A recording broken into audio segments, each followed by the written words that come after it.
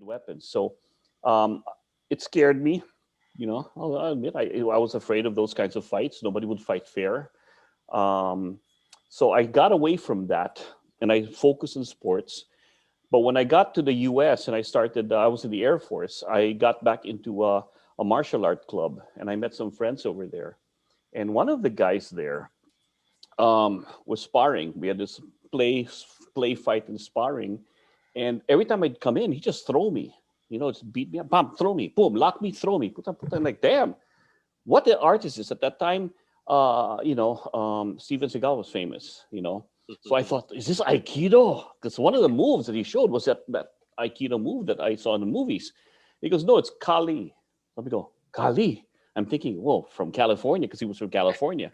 So Kali, huh? Very good. Where do you learn this and Yeah. everything? He goes like, oh, it's a Filipino martial art. I go, Filipino martial art? Kali. I'm Filipino. There's no Kali. It's like, oh no, really? Are you kidding me? He goes like, no, there's Kali. Look it up.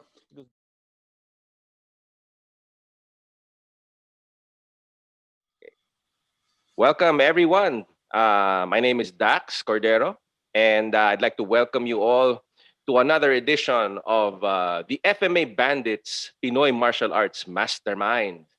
And as usual, I am joined by my fellow FMA Bandits cohorts, Dr. Sixto Carlos. Say hello, Dr. Sixto. Hello. And of course, his equally good looking brother, Basti Carlos. Say hello, Basti. So, No. No. Okay. I'm kind of giddy today because we have a very very special show. It's your man crush. It's your man It's crush. my man crush. Dapat di mo sinabi yun. Sorry. Okay, so we have a very very special guest today. Of course, I always say that we have a special guest, but today talagang bona fide special guest. Okay, so let me give my introduction. Okay, so he is a lifelong martial artist. He is a U.S. military veteran who served in the U.S. Air Force for 8 years. I did not know that. And he's a bona fide FMA ambassador, known around the world for spreading FMA love. Okay. And he's well known for the catchphrase, "It will kill." Okay. And, we will ask him about this later. Okay. Which he made famous in the hit show Forged in Fire. Very famous, yeah. Please welcome none other than Mr. Doug Marcaida. Hello, Sabihin Doug. ko. Oh, dog. Teka, Ito, sandali, guys. sandali. Plus. Sabay. Wala eh. Wala ba? Yun. Yeah. There you go. There you go, Nothing there like you go, Camp there you After Pilipinas style. Doug, Ganda say ng hello mic to mo, ah. everyone out there. Hey, Oh. kamusta everyone? All How's right. everybody doing? It's good to be talking to my classmates and friends. Yeah, that's So Mr. here we are. Yeah, that's well, Mr. it's Doug our Marcaida. 2 decade reunion, silver anniversary. Tanda na natin, no? We are So, old. yeah, so I'm the odd man out here kasi okay, these three guys, they've known each other for a long time. When they started training, I was probably in elementary or maybe preschool. So I'll be Liar. Liar. so they will Liar. be I will be more of a spectator today, and yeah, they'll be asking the questions, and I will I'll just interject with my own personal whatever. Anyway, guys, who wants to ask first? Okay, me as the older Carlos brother. I'd like to know, dog, no, who were your influences and what are your what systems, what styles influenced you, and what made you go into martial arts and Filipino martial arts specifically? Yeah. Martial arts was basically something I had to take because growing up in the Philippines when I was young, I was a troubled kid, always fighting, got kicked out into so many schools. As a troubled child, my I thought that my dad was finally getting sick and tired of my conduct. Yeah. And sabi ko, away ka ng away, but you keep on fighting, but you're gonna get yourself stabbed one day. I'm like, well, I was afraid of knives because I had some na-hold up ako dati, and I've had Okay. bad experience with that. But I wanted to learn how to fight, so I started taekwondo, and I took some kickboxing classes, and here and there I was always dabbling with something, but that was something I really loved to do because it took my focus away from, you know, drugs, streets, all the Marcaida that I had and all the bad influences.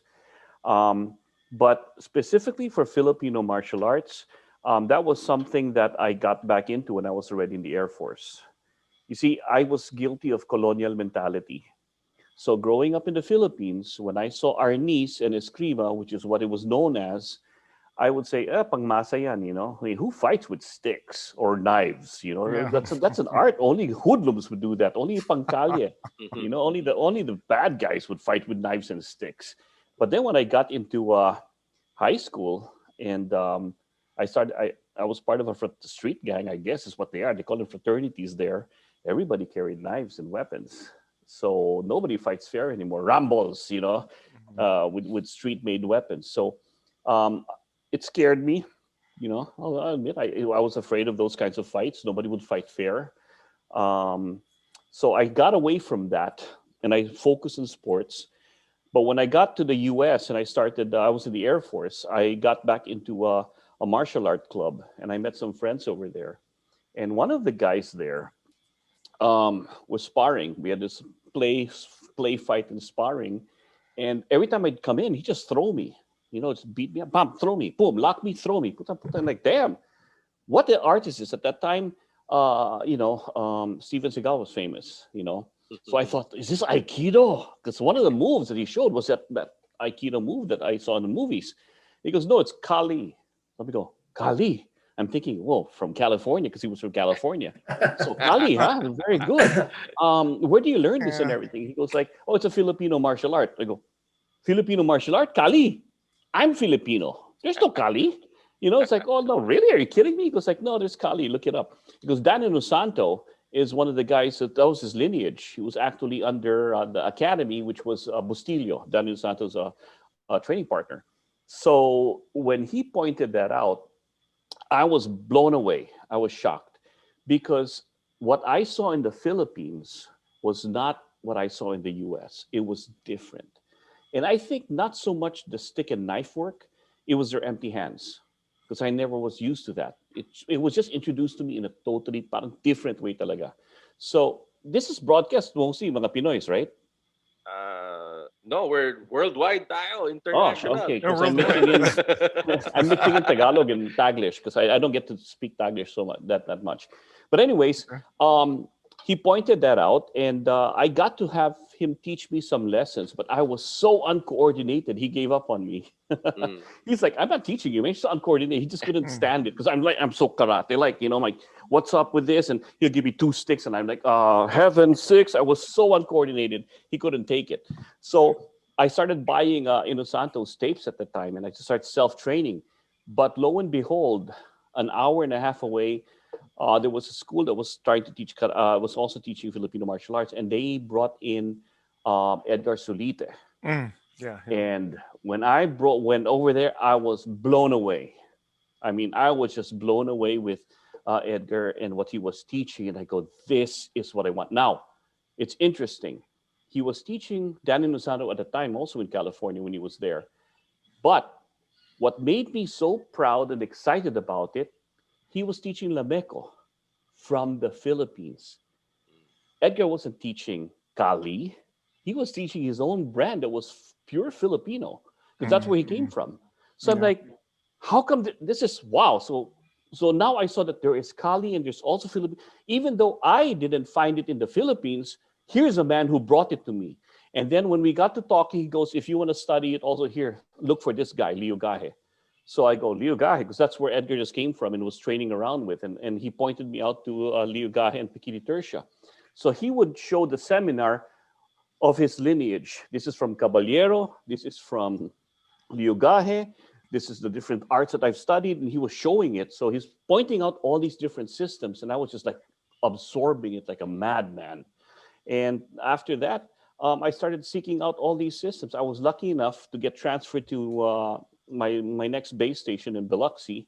And I met a guy named Omar Hakim. There was a Mm. Danilo Yeah. Santo did a Over. seminar there, and I met Omar there because I was looking for a teacher. And he was just an hour and a half away. So he goes, I teach you in New Orleans. If you want to come and train, come train with us.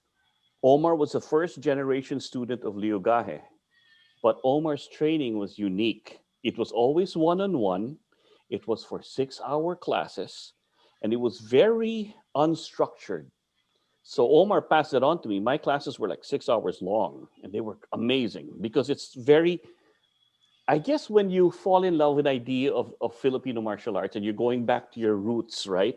Because I didn't experience this in the Philippines. So here's a guy who's not Filipino, and we're training in the backyard, and he shows us all these weird training methods with long sticks using the trees. We're fighting the trees. We're on tree stumps. We're like walking around doing footwork patterns. All these movements, I'm like, this is so like kung fu cinema, you know, Filipino style. Shaolin. And he would tell me so many stories about my own culture that I never saw. So I was, I will say this: as a Filipino who was raised with colonial mentality, thinking everything around the world is better than our own. Learning Filipino martial arts brought me back a sense of my identity that I lost, because the colonials took that away from us.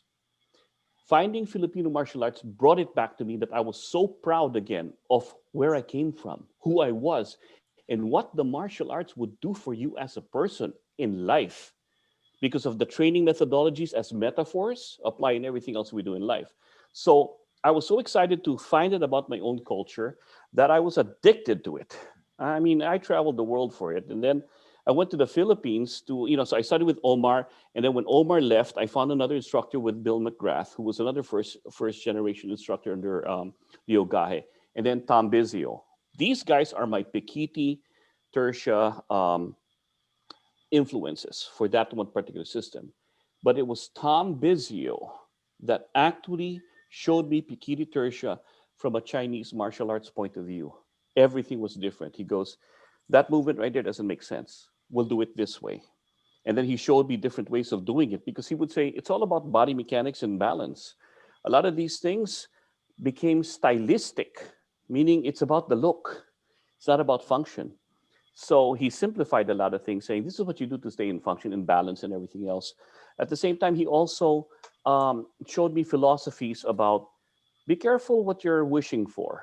You come from a very aggressive system that says carry 4 knives.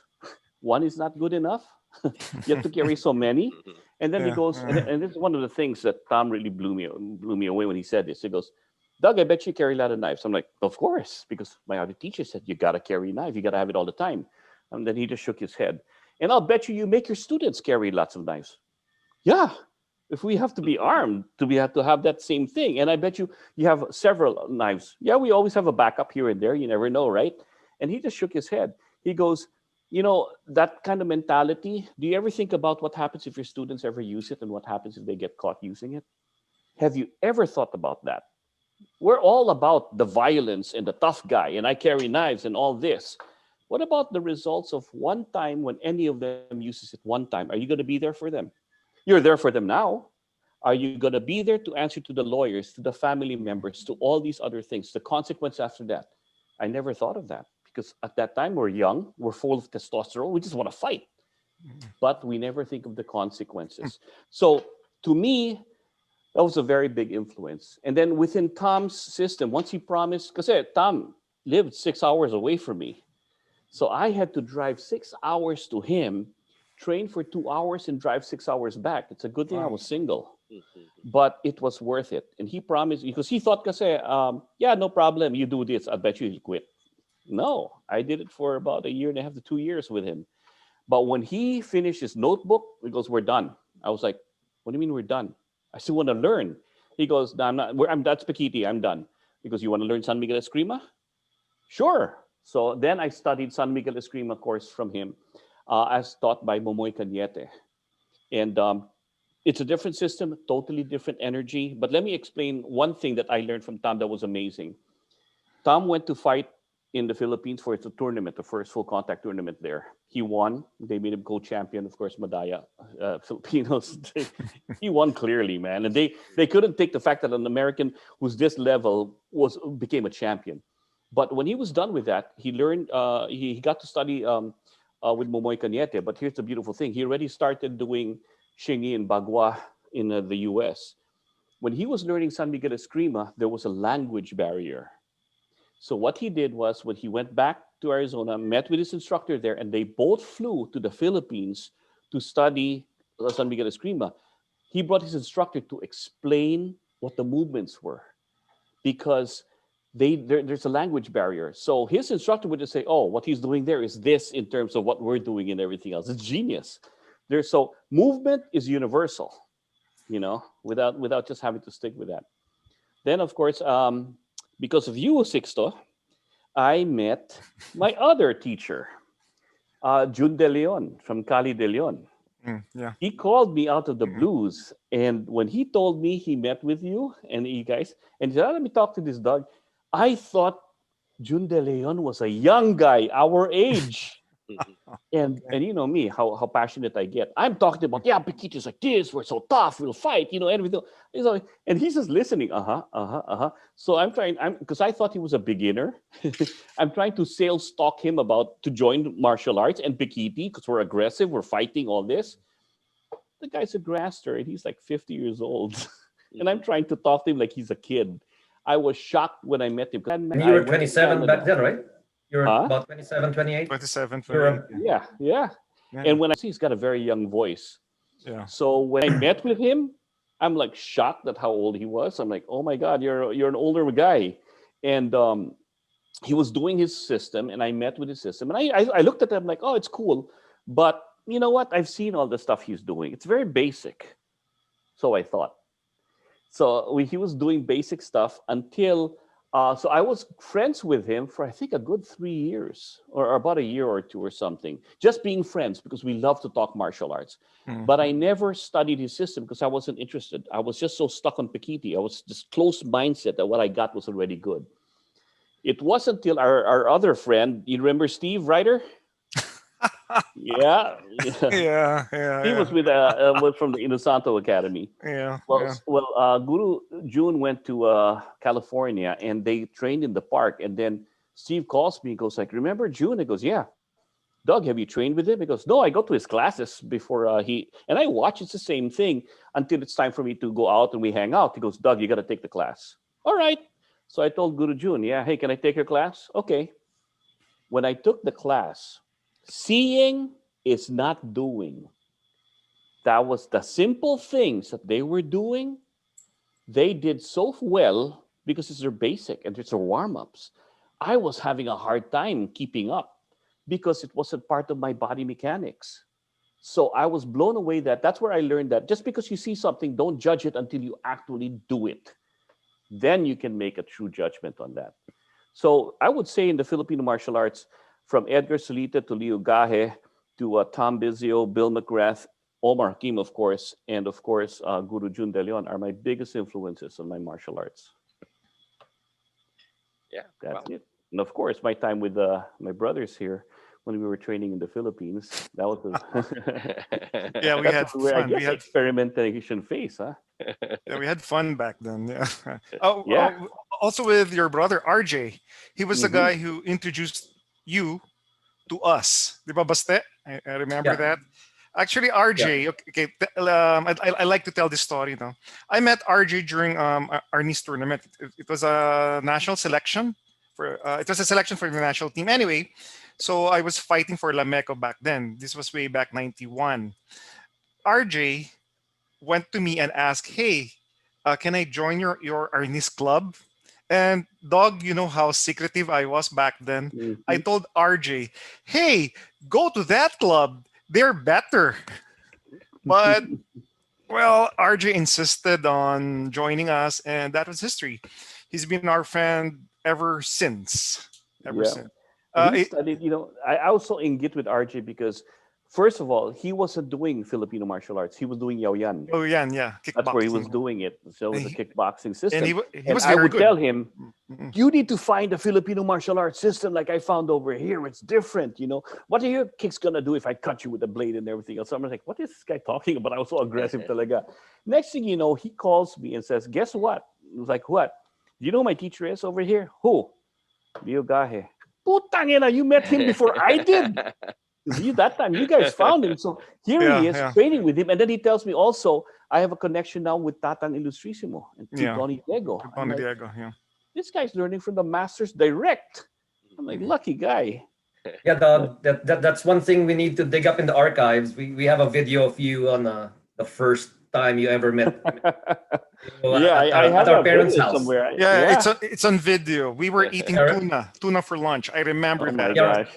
you remember we used to train at our backyard, and Gahe was there. Then we knew you were in town, so we're like, "Hey, you guys gotta meet." Then we had it on video. You look like this orphan who finally like have a dad, and Oh my they gosh. I finally I saw was so God. Like, starstruck. I was so starstruck. Like I said, I was so addicted to Filipino martial arts that to meet the grandmaster of the system, the guy who I hear all these stories from his students, was amazing. Kaya nga, it was so funny because Archie was recording it. And I remember one term he said right there, Tuhan, don't take your shoes off. Doug might kiss it. I remember that. Yeah, I remember And that. it's true. I would have. Mm. RJ said he mentioned something even more graphic, but I'd rather not mention it here. No, I was gonna say it's one of my favorite times training Yeah, with you guys because even though looking back right now, we look at what we were doing. It was such a creative process of what yeah, we were doing because we were just creating stuff based on what people would tell us. We don't know if it worked or not, yeah. but let's do it like this. Let's do let's try this because the more tribal it was, the more ethnic it looked, the better it was. And I loved it. I loved it because it was really, I think, honest and pure. That's what I loved about those days. We didn't have issues about anything else that was going on because there was so much politics already in any martial art and Oh Filipino yeah, martial arts. oh yeah. But among us, we were just sharing ideas and just doing what we could. It was fun. yeah, I think you skipped a phase, like, because like when the first time I met you, actually your brother called me up and he's like, "Hey, are you doing anything?" And I was like, no, I just got home from work. I think I used to work at a hotel, remember? So Hmm. like, okay, so maybe meet my brother. He just came from the US. Like, whoever that brother is, sure. Like, whatever he wants to do. Like, yeah, he just wants to, exchange ideas. Like, okay. So you came, and yeah, to put it in your own words, it was the aggressive dog Marcaida in his like 20s. And he's like, "Show me what you know." And I'm like, "Okay, I'll show you this." And as soon as I do something, you countered it immediately. I'm like, "Okay, maybe he's just very excited." And like five, you counter it immediately. I'm like, "Wait." And then you're like, "Basti, you're not showing me anything." I'm like, "You're not allowing me to show anything because every time I move, you counter True, it with your true. pikiri. You're Oh a diehard yeah, pikiri guy back then." oh yeah. I Die remember hard. that. There's a good word. I, Die I, hard. rem- I remember that. So Some it people took call it it took die like hard. Others, looking back, some people would call it die hard. Yeah. Now I call it what a dick. To be honest, man, I was a dick then. yeah, like, so it took weeks before everything kind of like warmed up Warmed and up. Yeah. everything kind of Yeah. changed. But that was the start. It wasn't as easy I know. to follow. You But know, but I I look remember back. like but on the second meet, you being Mr. like aggressive Pikiti American guy, I was like, "Baste, I heard you training in Illustrissimo. Show me your Illustrissimo." I'm like, "Who told you we know Illustrissimo?" I'm like, "We're not supposed to show that so easily." And you're like, "If not gonna show it to me, like, I'll pay somebody to show it to me." I'm like, that dog back then. Yeah, yeah. So that was one of my issues. Like I say, how come these guys don't want to share? I'll share with them anything because at the time, because I was under this I guess impression that the Filipino arts are gonna die because we're not sharing it. Hell no, I was wrong. I mean, it would continue on its own.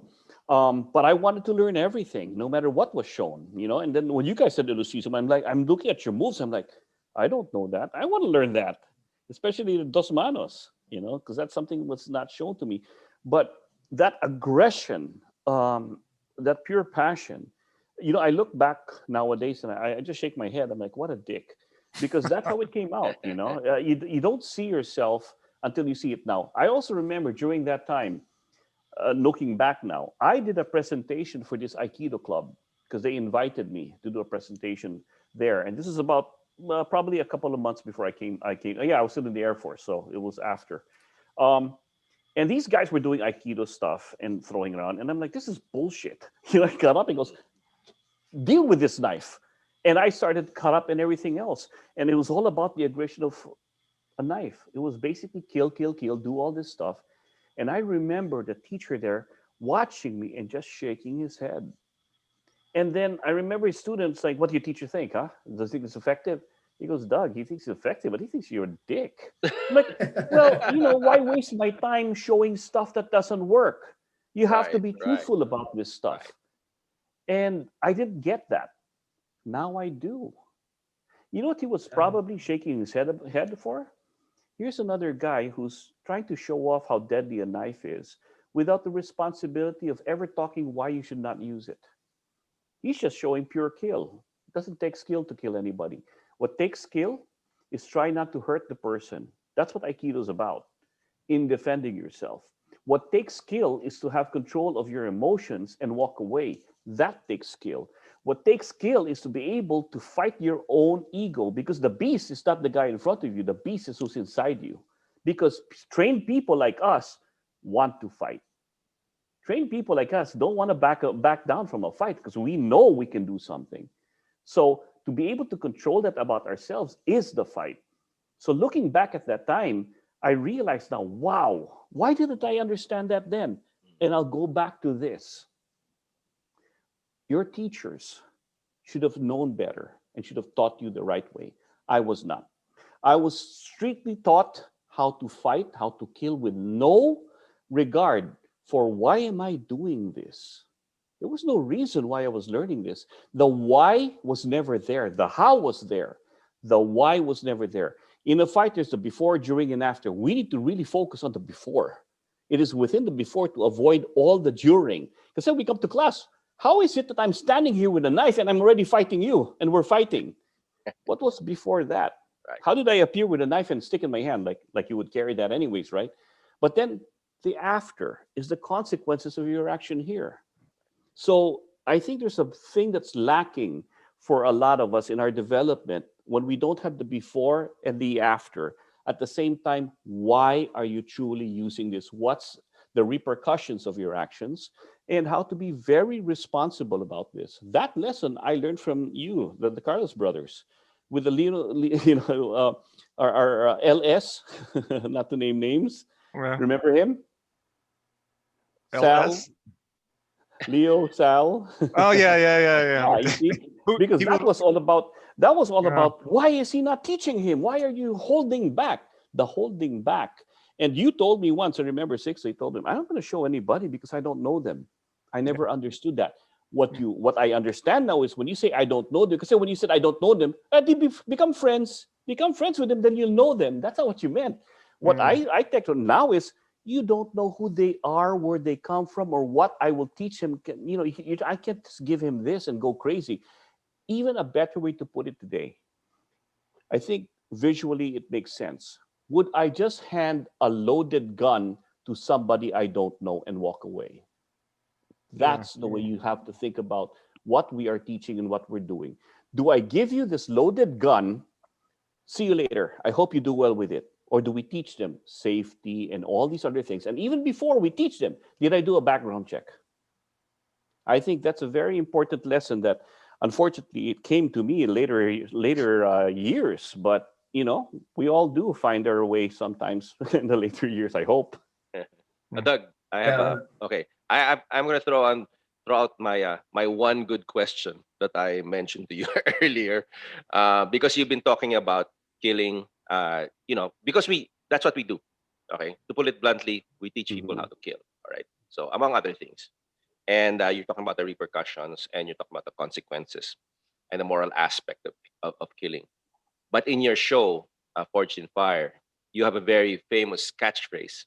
After you've mutilated a piece of meat with the contestant's brutal blade, you always say, if successful, you always say it will kill with that famous kill accent. So you've been talking about repercussions, moral, dilemmas and whatnot. So why this catchphrase? what does it actually mean? Please explain. When we first did the show, the concept was there. We have three tests. We have a kill test, we have a sharpness test, and we have a strength test. The strength test is to check all the overall construction of the weapon that's presented to us. The sharpness, obviously, to see if it will be sharp and it will cut. The kill test was there because our focus was on weapons from history. And weapons were made for one reason, to kill. So they called it the kill test. During our first episodes, it's either pass or fail. So my word would be it will kill. As I was coming along doing that, there were some times when I'm doing a test and I am so excited. Bah, bah, bah, bah. It was like I'm like adrenaline, and I get, and then sometimes instead it will kill. My accent comes out. So it will kill, like it will kill, I get so excited, and some people caught on to that. I didn't even know I was doing it until the second season, where they were saying, "Hey, say kill." I say, "Boy, what do you mean by that?" Well, everybody's now laughing because you called it kill. I'm like, oh, why I am probably now, and my English is very bad now, It so will I will kill, have to yeah. change it. So I started Pinoy, changing to it will kill. But Pinoy, Pinoy so I tried to, talaga. yeah, I tried to make it more, without, More yeah, sexy. it will kill. But then when I was doing that, I caught myself like, that's glorifying violence. And that's hard for me to swallow, especially because my motto, it's on my website, is it's not about how many you hurt, it's about how many you protect. That's That's, a better that's way of very looking good at what catchphrase. you're doing with responsibility. So one of the things I love about us in the Philippines is we play on words all the time. Yeah. We always have a play on words. So I really thought about it. I go, kill can also be spelled Keal, which I use now as keep everyone alive. So that's when I say it will kill, and that's why people keep writing. You don't know how to spell kill. I don't know. No, you don't get it. It's Keal because it's supposed to be keep everyone alive. Because the show is a family show, believe it or not, and a lot of my followers and fans of the show are young kids who watch it with their parents. And because of that, I try to be very respectful. All the meats that we use from the carcasses are all donated to the wildlife reserve for the New York Mm. Wolf.org. All that, nothing's wasted. Um, and when I do that, I always bow to the animal when I'm done Mm. after using it. We don't kill any kind of animal just for the show. Everything that we buy is already an animal that's been slaughtered for market use. So, and that's where kill comes from. Okay, so Dogna, my next question is it's connected with what you just said. How has Forged in Fire affected your martial arts journey? Mm. Well, for one thing, it's taught me about my art. A lot of our stick work does not transcend into blade work.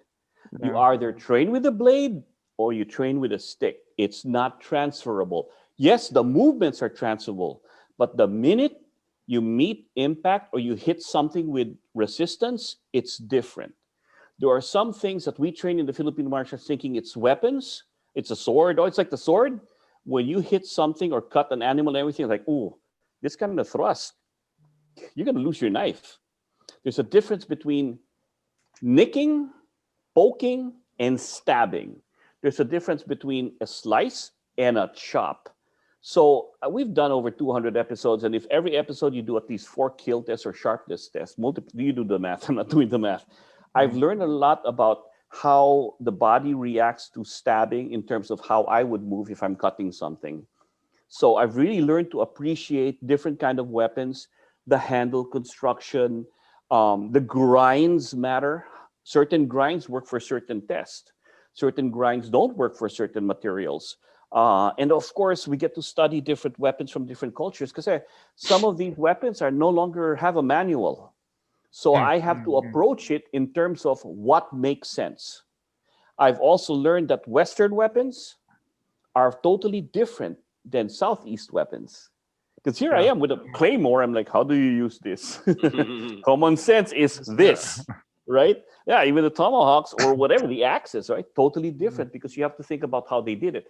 I am limited to using what I know about edge impact. If it's got an edge, it should cut. If it's got a point, it should be able to penetrate. If it's curved, it should be able to hook and control. If it's flexible, it should be able to wrap around. These attributes are universal. But at the same time, when we present a weapon, I'm like, why did they create it this way? There are many weapons out there that are purely ceremonial and Yeah, ritualistic yeah. rather than made for combat. I mean, Mm. one weapon here is like at a point here, a point there, and a point here. Like, okay, good. How do you carry this? Good luck. It's like, how do you even carry that around? And weapons, weight matters. Weight matters. Yeah. We see these big swords, and then you go to the museums, they're like a pound and a half only. I'm like, what? And then you find out also that a lot of blade makers are not end users. So they don't know the balance. They'll make a blade, but then when you're like, this, he goes like, do you know how to fight with this? No, it's a weapon. They don't like, well, I just make them. Well, you don't. The balance is off. You don't understand the use. That's why when people ask me they want to become a bladesmith and everything, I say make sure you use your weapon and you study with it, because then it will only help your design of a weapon. You have to be a user of the weapon. If you're just a designer and a maker, you're not a user. You're missing something. Like going back to your journey or a story of your journey. So just to summarize what we've spoken earlier about, was like you started with the Omar Haki. In terms of FMA, well, you started Taekwondo, got exposed to Kali, the Air Force. And I do remember like the Air Force was kind of like a catalyst for you to rediscover your, not rediscover, but eventually bring an epiphany to your appreciation of Filipino culture in general. So Yeah, because so of course, right? Remember, so I had colonial mentality, right? Everything's better. That's a baduy. I'm not gonna do that, or that pangmasa yan. So here I am. I'm this Western guy. Parang So Atenista. Anyway. OBF. so when I went to the States, guess what I found out? So here I am thinking the West is this, the West is that, and everything else. Everything's good in the West. Bye-bye, Philippines. I'm going to the States. I go to the States and they look at me and go, hey, immigrant. What? I'm an immigrant? Yeah, your English sucks. What are you saying? I'm like, wait, all of a sudden, I couldn't be more Filipino than when I actually arrived in the US and I was looked at as a Filipino. I'm like, but I'm trying to be Western. No, you're not. You're Filipino.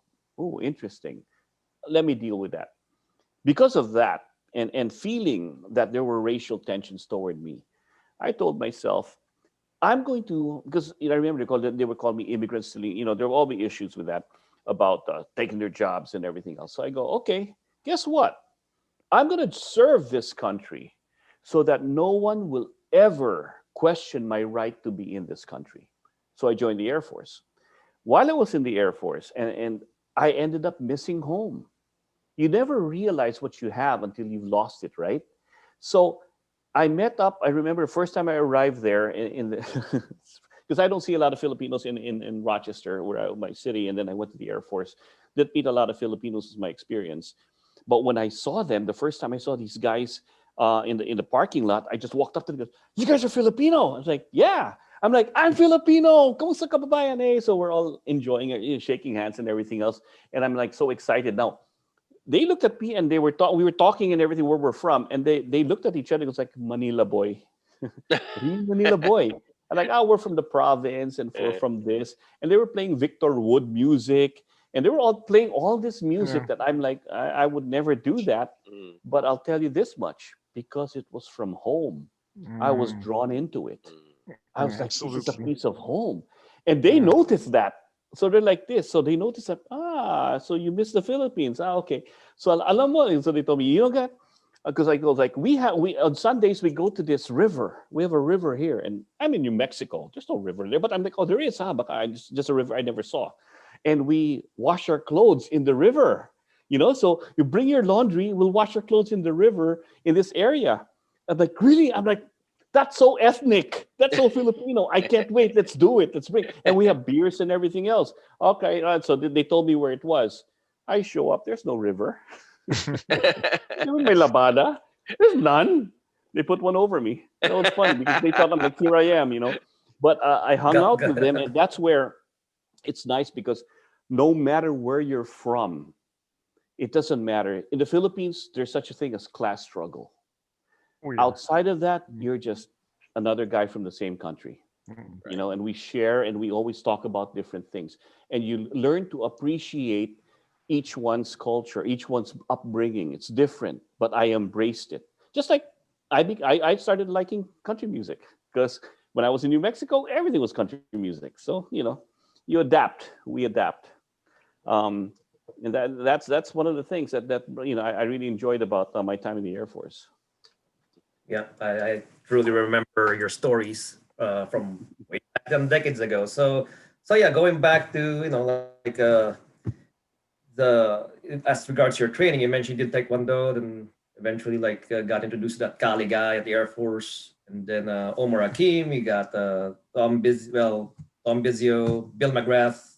So you got three Pikiti mentors prior to meeting Grand Tuhon Leo. Yeah, Um, and then June De Leon from Cali De Leon, and then yeah, you mentioned we did our exchange of like we teaching you Illustrissimo and you teaching us hmm the Omar Hakim and Bill McGrath and Tom Bizio way of Pikiti. So that was also kind of interesting for us. So it was a good exchange back then. yeah. Remember that and Um, what's fun about it, I think, what I learned the most is that you should be able to learn from everybody because Yes. everybody, no Yes. matter what they have, is their own regurgitation of something. Yes. I learned that I studied under what? Oh, total, I'd say about six Tekiti Tertia instructors, right? Mm. Every one of them, though they studied from the same teacher, showed me a totally different way of the same thing. Omar was a business math college graduate. You know, that's what's his major. So his version of Silat and Pikiti Tertia was taught to me in such a way of thinking outside of the box, and everything was about physics and numbers. Whereas Bill McGrath was a court officer. So for him, the legalities and the movements of what he was doing was totally based on a more strategical way of doing stuff from that point of view. Tom Bizio was a Chinese martial artist and a Chinese medicine guy. So everything was all about the way the body moved and the way it related to the Chinese arts.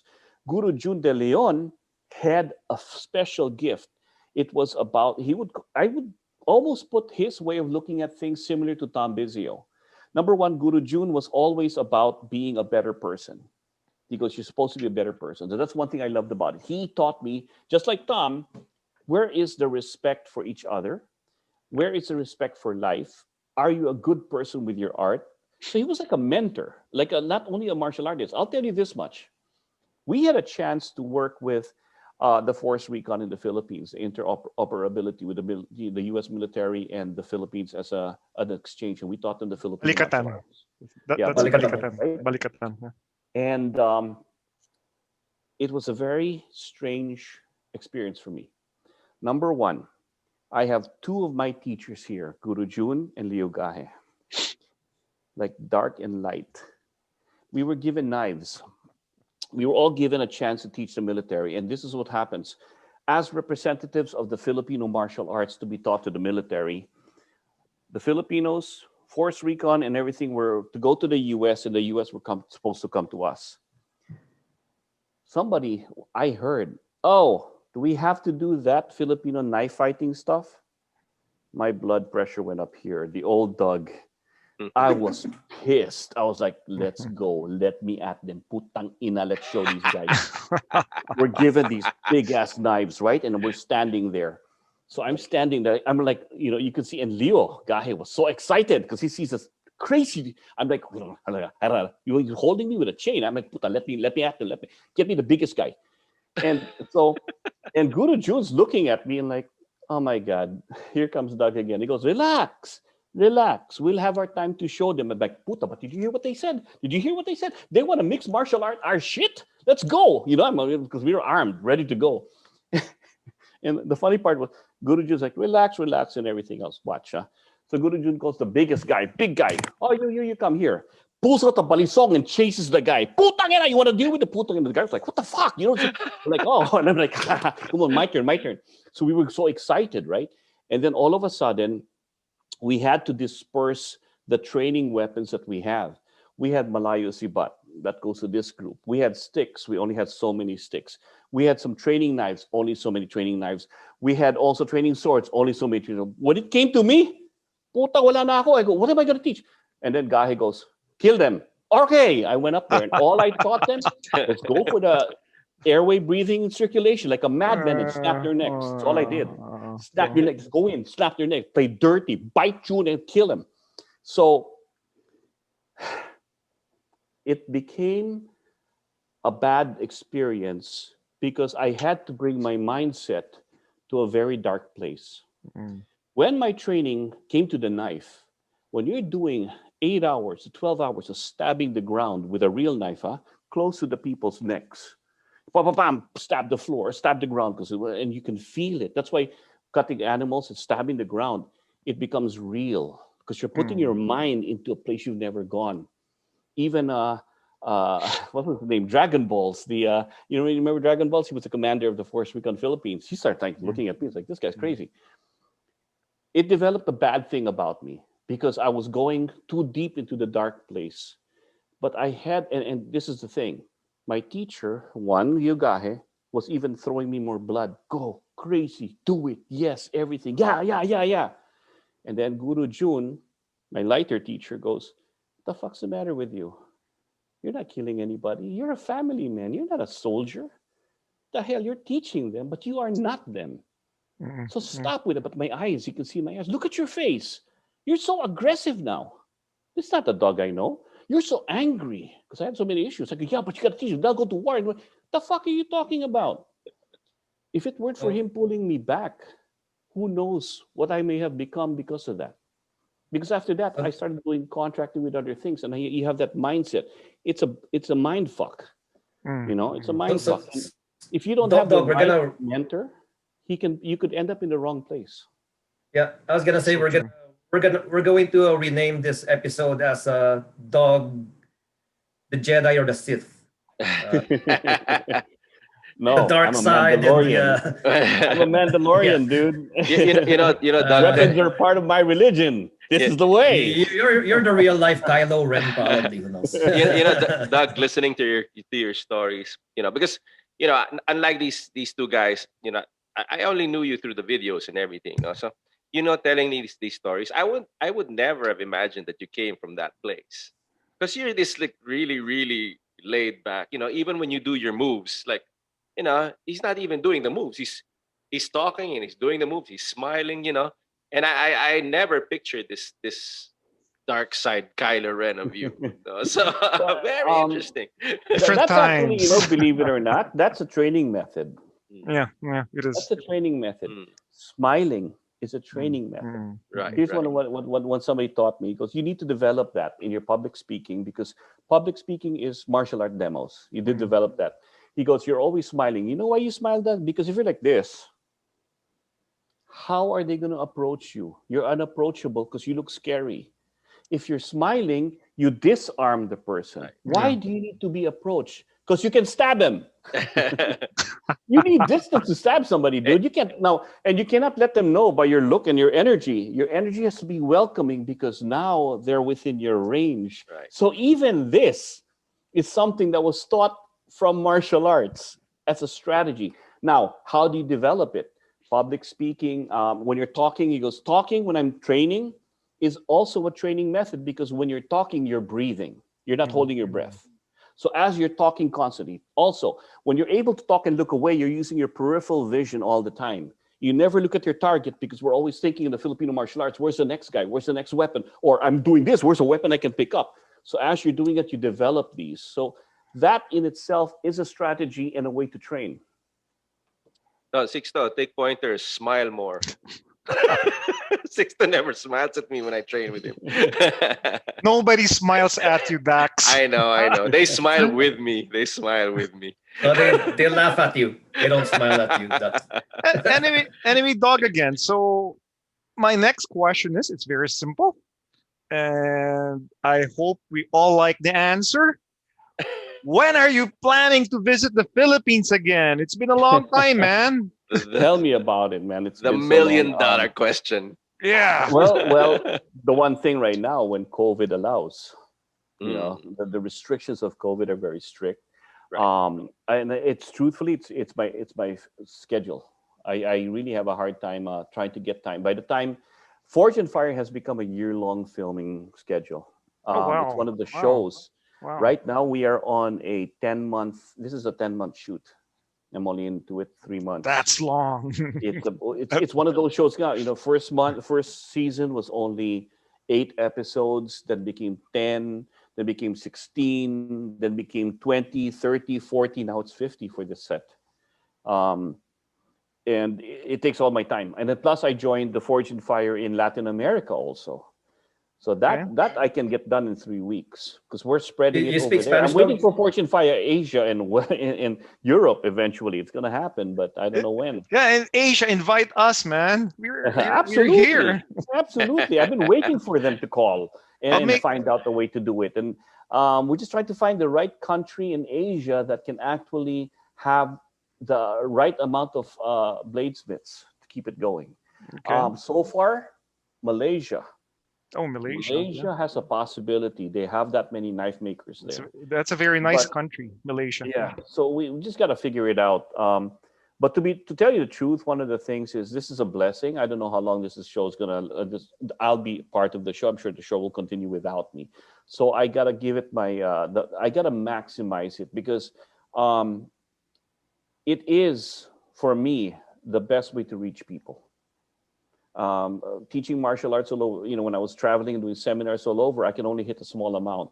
This way, I even had them change it to, I'm now introduced as a edge weapons specialist and Kali martial artist. They always put that in there, Kali Nice, martial nice. artist. Mm. And people will now Google that, and now they'll know what Kali is. So it's the best way I can expose my beloved Filipino martial arts. Yeah, so Doug, just mentioning again, so you had your three Pikiti mentors, then you had Gran Tuhon as well over that, so that's part of your Pikiti journey, and some San Miguel with the Tom Bizio as well. Then I mentioned Jun De Leon's mentorship, which is kind of interesting. Back then, I remember when you were younger, of course, all you would mention is you were blown away by all the techniques and control with the stick, and I never heard about the other side of the soft mentorship that he gave you. Not until Oh, decades. This is yeah. I would say like a very eye opener, something that I never knew, honestly. Yep. So you mentioned that, and also like the time that we were also teaching you Ilustrísimo back then. I remember teaching you Dos Manos as well as some Ilustrísimo blade, and I do Mhm. remember then polymer and aluminum blades were not really exist, not Yeah. not existent, but they were kind of rare. So we Yeah, expensive to own, to have you made. also Mm. some wooden swords I that still have those. I still have those wooden training knives from you oh yeah, guys. The Mm. one that's good. Okay. piece and yeah, I still have those. Even the Yeah. bahi that I got. Yeah, so I'm saying like amongst those influences, like if you could turn back time, knowing where you are right now in your martial arts journey, currently, what would you have changed in your approach, or who would you have wanted to spend more time? What would you have wanted to learn more about, and so on and so on. If you could have turned back time, knowing what you know now. Knowing what I know now, I wish I would have put some time into ground fighting. I would have loved to have taken Brazilian Jiu-Jitsu. I kept because when I did some full contact sparring, I kept getting choked out. I had no game for that. I'm like I have this grappling idea of training, but if you don't roll, it's not the same. This Dumog Yeah. stuff. Good luck using that against somebody who rolls all the time because there's a difference. There's a street version. There's who hits first, who hits faster, but my lack is the ground fighting because I never put enough time into it to be very good at it. That's why when I met Steve, when he showed me his Brazilian Jiu Jitsu, because he studied under Guru Dan, I only had time to say, okay, my weakness is getting choked out. Show me how to get out of that.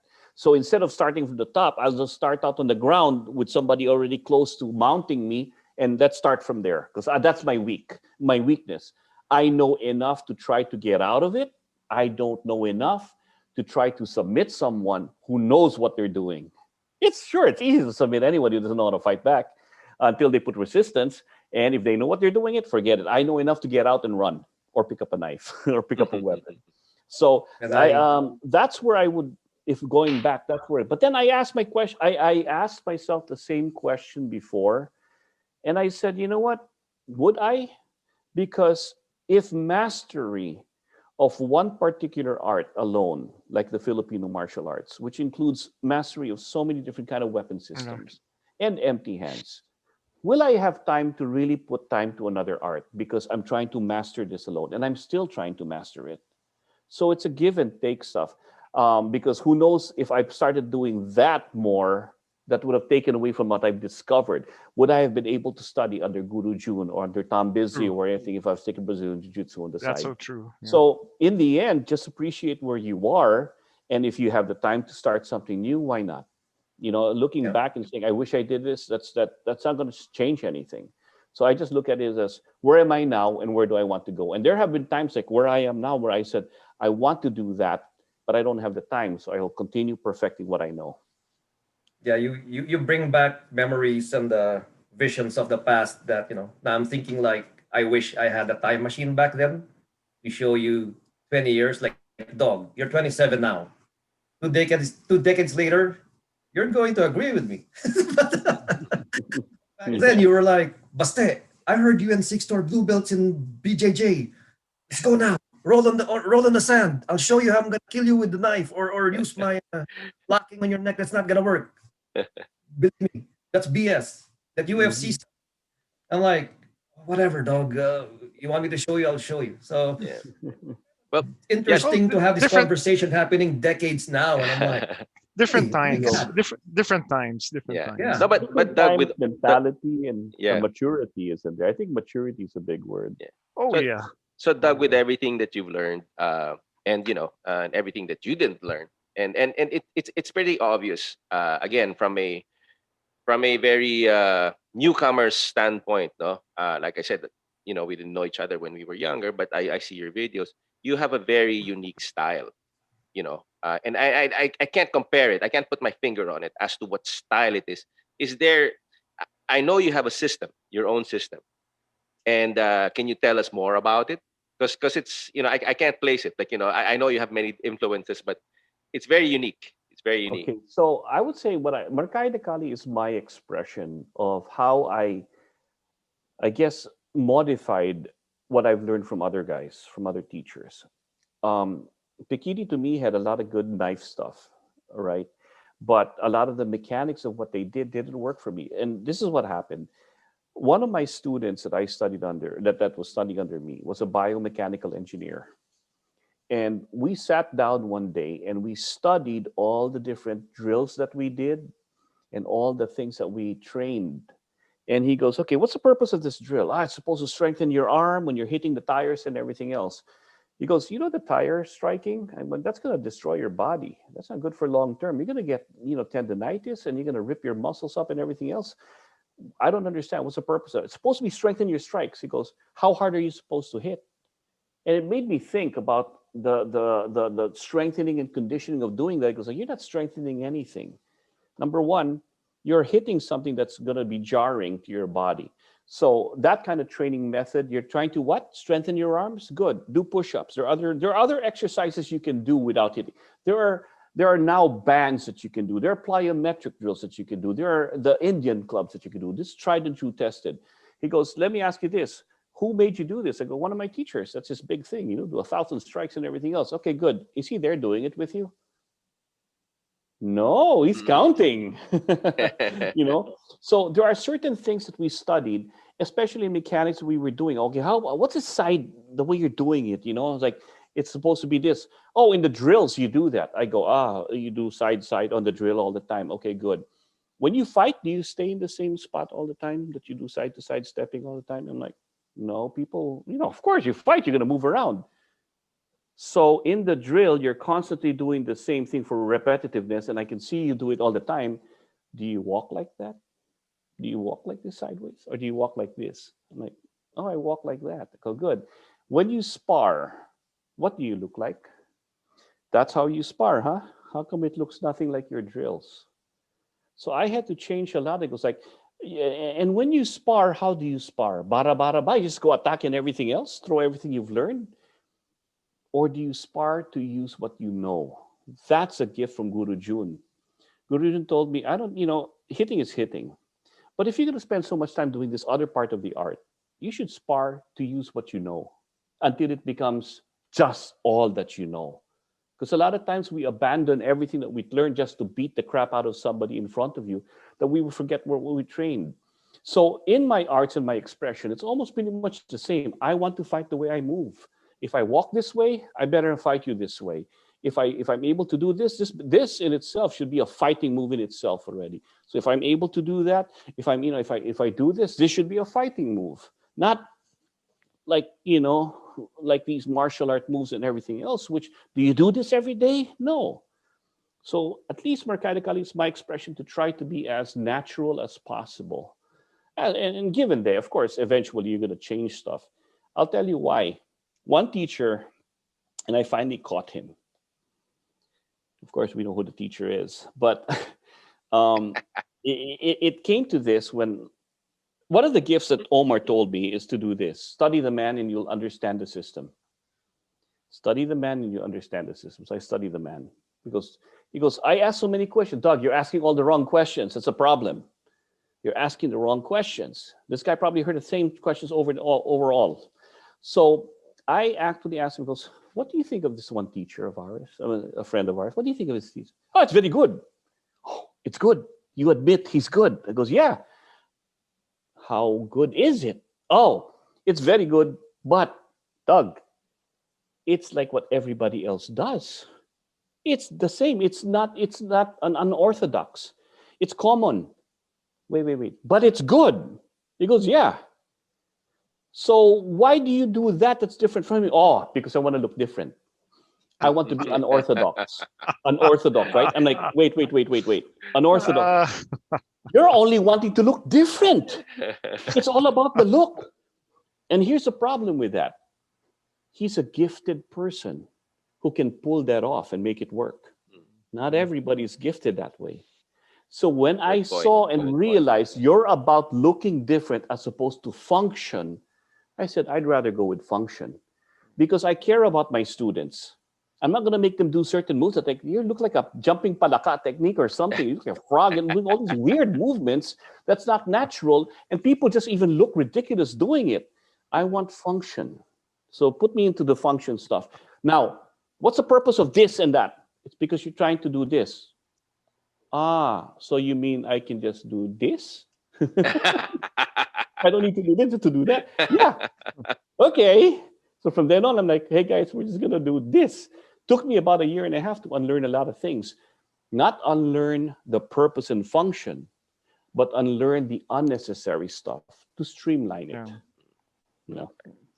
So that was my epiphany from that. I think we have time for a couple of questions, so I'll leave the floor to my teachers. All right. Okay, Dog. So this is my last question for you.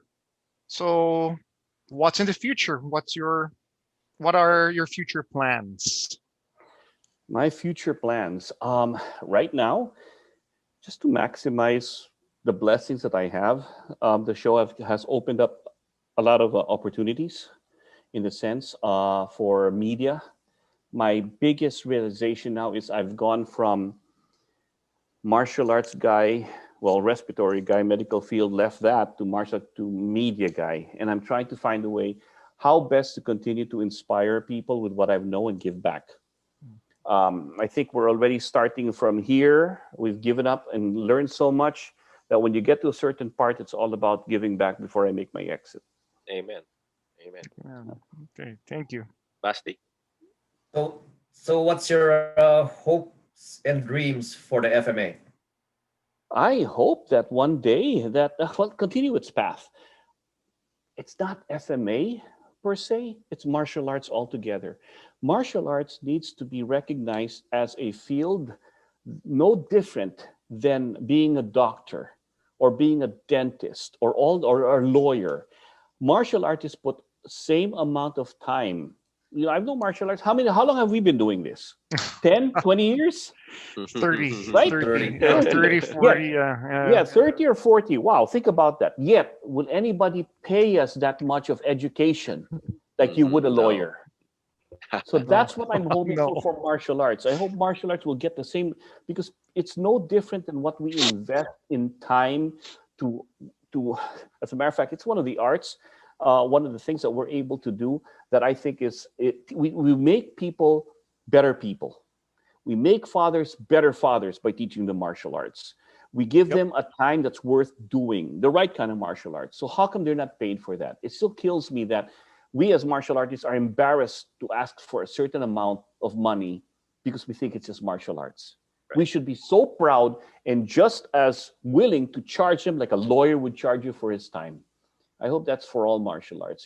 That's what my dream for them, because we blood, sweat, and tears, man. We put so much into this. It's our life thing, and we don't ever get down to the part to where we're at least, I don't know, compensated for the sacrifices we get. Yeah. What does it take for us to study what we've done, and then all of a sudden, oh, here for your 1 hour, I only pay you this. You know, here's one thing I learned from Guru Jun. He interviews people with this question in mind. What and it's almost comes out to like, why do you deserve to learn from me? Why do you deserve Mm. to learn the art and knowledge that I have amassed going everywhere in the world and gave every time for what? A few dollars here?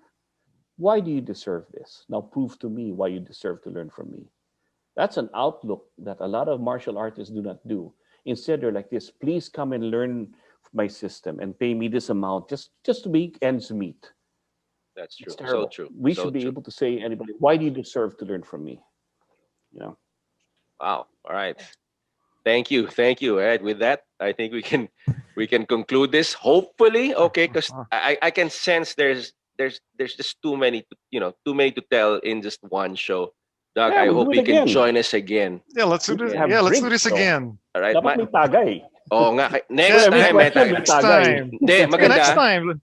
It's better. We'll get tagay shots and we'll do it Yeah, live with shots. exactly. That's gonna be a Exactly. dangerous episode. That's a dangerous There's a episode show in right there. there's a show on History Channel, on Comedy Central called Drunken History. You ever watch that? I watched that. I love that. That's I love that funny, show. I like, love that so show. imagine how what we will say when we're drunk. Oh my god, we're No, gonna get so much flack for we'll that, be I'm so sure. relaxed. You will get We'll be you more will relaxed. get killed. You will get killed. Killed. And not the KEL. It's gonna be the Yeah, KILL in Filipino accent. Okay, so exactly. so yeah. All right. So personally, I know I really enjoyed the show because what I learned, what I took away from the show, it actually, because of your views, Doug, it became a show about appreciation. All right. Yes. So Yes. early on, you're talking about your appreciation for the Filipino martial arts, which you never got until you left, which is so ironic. Mhm. The whole time you were here, you didn't have that appreciation. You only appreciated when you left. So you had an appreciation for that, an appreciation for life. All right, and that's the Keel tagline, that Mhm. catchphrase. It's so brilliant. I think and also an appreciation for the martial artist, which is so important. I get these stories from Sixto and Baste that a lot of their masters, they die poor. They die Mhm. poor, and it's so unfortunate. They die poor, and their students are the ones raking it in. Raking it in, so to speak. If But that's even raking it in, right? exactly, It's yeah. not. Maybe It's I'm, not. I'm talking about a literal rake with Yeah. no, but yeah. So yeah, that this has been a wonderful episode. So thank you, Doug. Any My any word pleasure. and any parting words for everyone out there? Well, thank you for allowing me to talk. Next time, I expect to be the one listening and not doing the talking, and I want to hear your stories from your Okay. point of view, because we've had like decades of there's a lot of we started here and there was this long pause and we're here again. I need to find out what your long pause is now. It's been a while. I want to see how your Yep. development of the Hermano, the Hermano brothers. I mean, your system and your link to FEMA, you know, Yep. the Western arts too. And I'd love to see the influence of Filipino martial arts, and also how that all has improved your game, because I do believe that we have a lack of understanding of weaponry. Filipino martial arts works with Filipino martial arts. You fight another system, like, ooh, we got some holes. I found out at the hard way. I fenced. And when I went fencing, forget all the wide strikes, man. It's all dueling. Yeah. When you start dueling, it's a totally different game. There you go. That's That's So, true. that's here's that's one thing They're also, right? they're different weapons. They're different weapons. Yeah. That's Yes. true. But here's one Mark thing, that, very mark big that thing. on your calendar, guest interviewer, Dog Marcaida. yeah. Yeah. I would Yeah. watch that. I would Let's watch that. But you Look, wait till you start using the real weights. yes, it's Right. different. It's different. Yes, Big difference. The I've plastic tried that. one, Yeah. the wooden, no. When I have to wield the real ones, you know how Mm. scary it is to wield a sharp blade? That's why, even though all fun and games, we've changed so much for safety purposes. We forget, when Yes. you're wielding something that's double edged and everything else, the weight can bounce or break. Or when you're cutting something, Mm. where's your follow through? Totally Mm. different. That's like, I wonder how many, and I'm sure it's happened a lot. How many are friendly fire? Don't, I sorry, Yeah. from weapons. Yep. All right, so guys. so you guys, you Well, heard it. All pleasure. right. That's an episode that I want to watch. Whatever show that's gonna be on. So Doug is going to be interviewing these two guys. I would love to watch that. I would love to watch that. So thank you. Let Thank you let's again. do it here. No, let's do Yeah. it here. Let's do it here in this Let's show. Why make not? another Why Let's episode not? of it. schedule Let's make and another Let's well, episode. let's turn the Schedule it. tables. So it's yeah, gonna be yeah, me and Doug interviewing you two guys sure, yeah. under the Ayos. influence. That's a requirement. May pulutan ha, may pulutan. Oh Okay. man, you guys May, have that there. There's no pollutant here, man. I'm gonna be with your pizza. yeah, we'll send you Chippy. Alright. Okay, thank you. All So right. everyone out there, thank All right, you so guys. much for tuning in. Thank you, Take care, guys. and I Thank you, hope Dog. you can join Thank us you so again much. Thank you All so right. next much. Till I next time, episode. enjoyed it. guys. Doug, thank you Till so next much. time. Thank you so so much. much, Doug. Stay safe. Bye. Ingats. All right, so that was Mr. Doug Marcaida, giving us a slice of his very busy schedule. No? I really enjoyed that. I enjoyed that, but more than you guys can know. Sixto, what did you think? What did you think of that? Yeah, I can tell you were enjoying yourself. Uh, anyway, originally, I considered Dog way back then as a big brother, and he was also my instructor. Actually, we have it on video. He trained us for tagal din basta, no? For we trained several hours, several days a week for several months. So I learned a lot from him. That was about 30 years ago. It's good that we saw him again and I saw his transformation. Way back then, he was so aggressive. It was kill, kill, after each stab. Now it's kill. It's so he's so much. K-E-A-L, Keel. He's so mature now. He's changed a lot. His worldview, his view on martial arts, it has matured so much. And in his interview now, I again learned a lot.